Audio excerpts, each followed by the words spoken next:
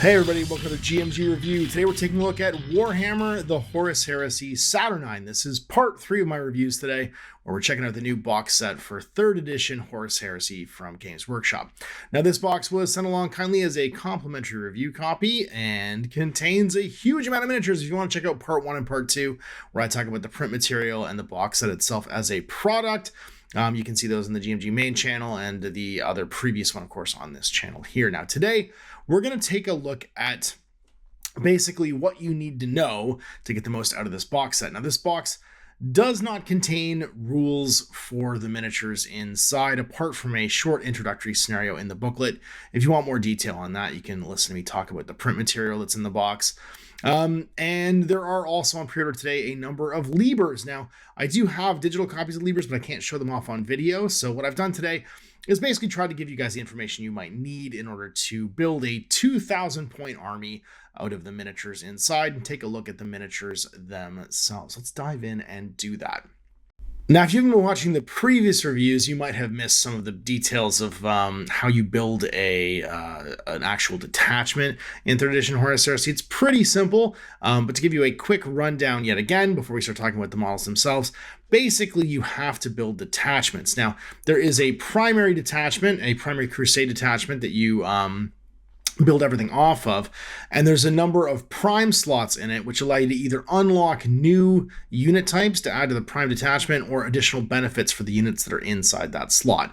Now, to make full use of the miniatures that come in this box today, we're going to be using those prime slots to unlock logistical support, which means when we come down to making our 2,000 point army list, we are going to need to have the miniatures themselves incorporated into the prime detachment, because we only have 2 heroes in here, and heroes are what allow you to take auxiliary detachments to have new units in your army. So let's take a look at this first list, or this first model, which is of course the Saturnine praetor. He actually has some build options on here, and one of the things that the sort of like internet has been commenting on overall right now about the new box set is that there isn't a ton of build options that were available in the previous edition. And Games Workshop does seem to be moving into a, if the box makes it, we'll give you rules for it kind of methodology with a lot of the army like writing here. So the Saturnine praetor, he's only got a couple options, but he can take his Saturnine axe or fist and exchange it for a hammer. You can see the big hammer there on the top left of the sprue. And he can also take a plasma blaster, which is an alternate gun, which is also included. Now, Saturnine teleportation is another 60 point upgrade he can have, which with his 200 point base cost makes him very expensive, and basically allows him to join a Saturnine Terminator squad and have them all gain the deep strike rules. He gains it, and the squad that he's a part of does too. So that lets them drop into the table using deep strike out of reserves, which is cool. Then the second sprue that we have here is the Centurion. Now, more specifically, it really is a Siegebreaker miniature. It's a big dude with a hammer, and you can give him a disruption pistol for his commie weapon there. He's got a commie melta as well, which you can see in the top left. But you can use him as a base Centurion as well. He's got a couple head options. He really kind of is the Siegebreaker model, though. It makes sense. He's an Iron Warrior in the box set, and I've given options for either of these. Once you start adding in weapons and equipment stuff, they come into roughly the same cost. Siegebreaker's 115, Centurion's 80. You can give him a disruption pistol or melta bombs. The Siegebreakers have a lot of options. The Centurion, of course, has a ton of options. You can give him a full regular list option, including like paired lightning claws and stuff. And then a cyber familiar Vexil and even a jump pack for 20 extra points. So if you wanted to, kit bash this guy a little bit, you got a few more options for making him a Centurion. Now, most importantly, your high command and command slots in the prime detachment are going to unlock 2 additional units. Now, for the purpose of this box set, you're going to want those to be your big Saturnine dreadnought, because he's got no real way to be included otherwise. If you wanted to include the Terminators, they'd have to be one big squad to fit them in. And then your Arachnae quad accelerator as a support choice. So with the Centurion or Siegebreaker sitting in the prime slot for a command model, he's not going to get any upgrades, but you can use logistical support to add one of those too. Then we're into troop choices. All right, let's talk about tactical squads. They're pretty much the same. They're unchanged from what they were back in the previous edition. 100 points for 10, 10 points per model. Sergeant can have any of the melee pistol and combi weapon upgrades from the main army list, or melta bombs for 10 points. Then you can take a Vexilla, bayonets, and chain bayonets for your basic guys for 2 points each. And then 2 legionaries can have equipment options from the equipment list, which is things like the Auspex scanners and stuff. So pretty much standard, same as they were. They got Fury of the Legion still, so they can, if they don't move, they can shoot twice up to their full range of their bolters. Then we got this sweet veteran tactical squad, 85 points. These guys are spendy. 115 points per model after that, so you're looking at 160 points just for the basic 10 guys if you want to make a 10-man squad. Now you're going to get 20 tactical marines in here along with the full sergeant upgrade sprue, and this is going to be in Mark II armor. So you can see these cool Mark II armor sets.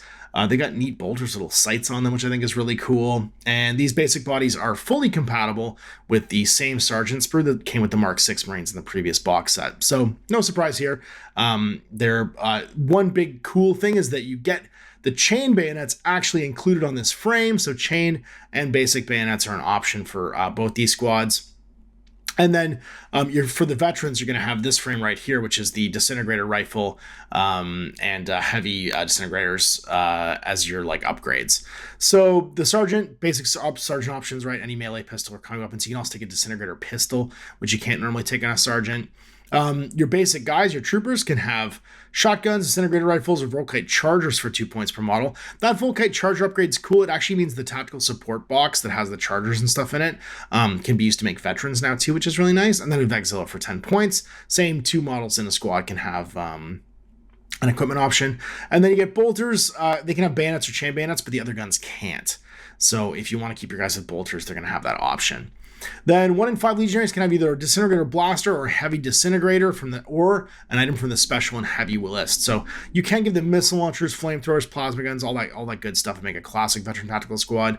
But the box comes with these cool disintegrators as your option. So this pair of veteran tactical squads can be taken as either 1 20-man squad or 2 10s. And you're going to use them as a pioneer auxiliary detachment. So your 2 command and high command models let you take 2 auxiliary detachments. This is going to be one of them. And it gets 2 slots, which is perfect. So you can take both of them as 10-man squads. Then we got our heavy assault and war engine. So heavy assault, the Saturnine Terminator squad's 200 points for just 3 guys. And then 60 points per model up to 6. They can have any models can have any of these options. You can either swap your fist for a plasma bombard for free or a heavy disintegrator for 10. And then you can exchange the plasma bombard or twin heavy disintegrator for 10 as well, which means you can go double guns if you want, double plasma bombards or double incinerators. And then any particle, or you can add the disruption fist, can get a particle shredder for 5 points per model. So either gun fist or double guns, and you can double up the guns however you want. Does make them quite expensive though when it's coming to be up double guns, but I mean they're a cool firing platform. And then the Saturnine Dread, 340 points. This guy is so tough, and he can do roughly the same thing. Swap either his bombarders, disintegrator cannon, inversion beamers, so you can double up on either gun.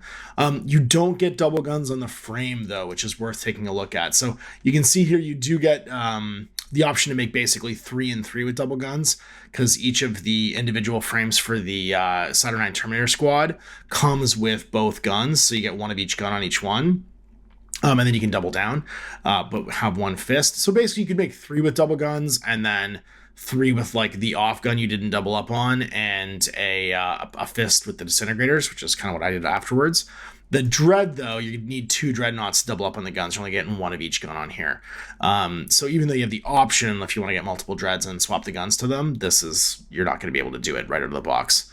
You're just going to have 1 of each gun, basically. And then you can do the chest guns, the either photon incinerators, or concussive resonators, or heavy particle shredders for 10 points.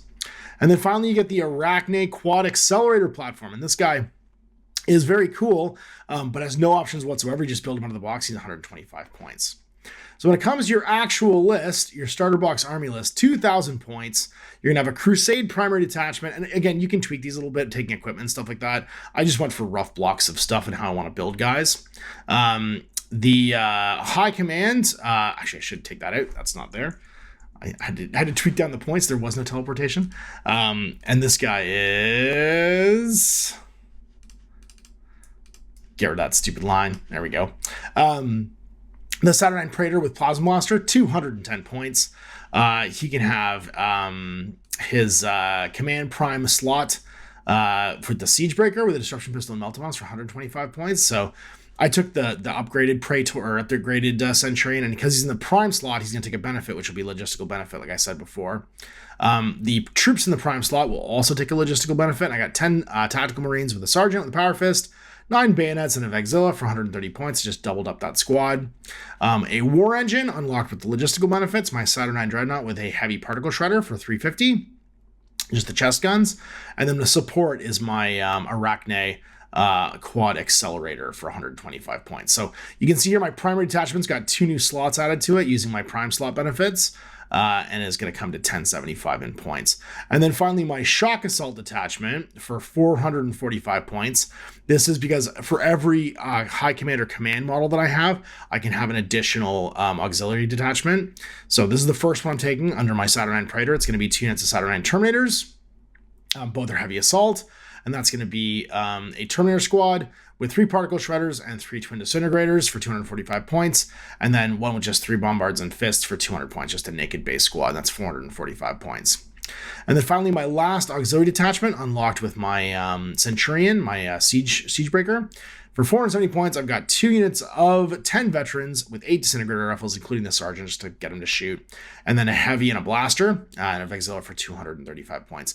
That's a total of 1,993 points. And you did have other places you could find points in here to make this Crusade detachment like a full army.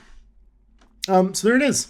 A look at the new Saturnine box set, a starter army list, and basically what you could do out of this box. Hopefully this helps people out that want to grab the box, because one of the things that this new edition is kind of requiring is that whatever faction you want to play, you got to grab one of the 5 Libers. And that's kind of my last talking point today, talking about the Libers. This box set is less playable out of the box than buying one of those books. So regardless if you're playing Loyalist or Traitor, all the information for this box set will be in either the Liber Hereticus or Astartes. And then the other Libers, Questoris, the Mechanicum one, and then finally the what am I missing? Mechanicum, Questoris. Doesn't matter. The 5th army. the Knights, the Mechanicum, the 2 Legions, I think the rule book, I think that's it. Oh no, there's also an Istvan Dropsite Massacre book. It's kind of following the format of the Warhammer the Old World stuff. And what that looks like is you only get 4 options really for each of the legions in these books.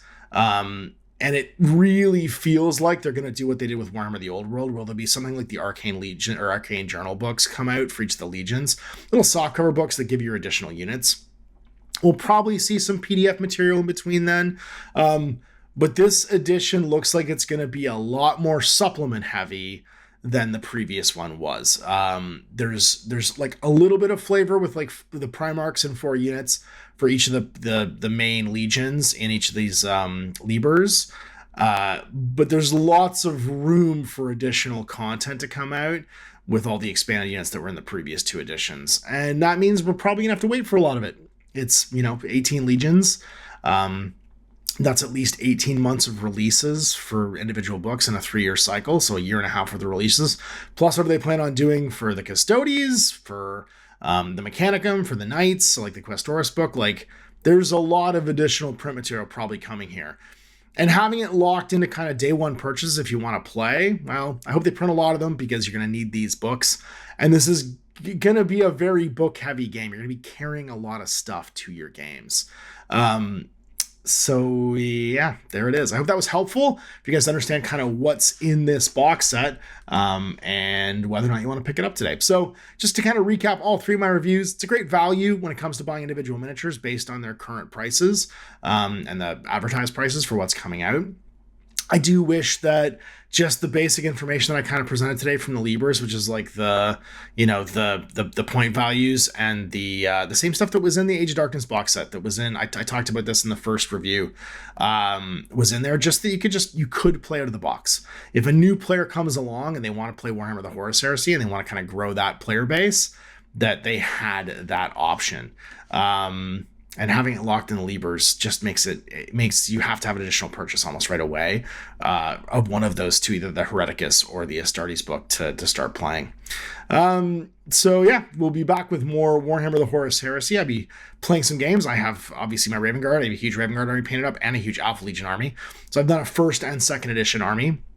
I'm thinking my box set for this, I want to split between my Sons of Horus, which is my 3rd edition army, as well as some more for my Raven Guard, just to kind of top them up. So I'm probably going to split this box in half and put it in between both those armies to add some new units and get painted. So see that stuff on the paint table soon, and some more Horus Heresy games get recorded as we dive into the new edition. Thanks for watching. Till then, I'm Ash. We're getting